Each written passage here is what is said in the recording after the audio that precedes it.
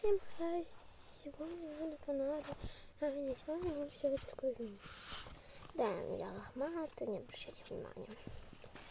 Я уже выбрала щенка. Это не шпиц, это чихуахуа длинношерстный мальчик. Ну, девочки не было.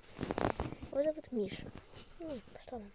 Потому что он не, типа, никак он типа не одарил на другие имена. Сказали Миша, он сразу побежал. Вот. Эта собака мне с первого раза понравилась. Мне она очень понравилась. Сейчас 3 октября будет 3 месяца ему.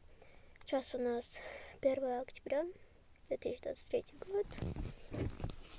Вот.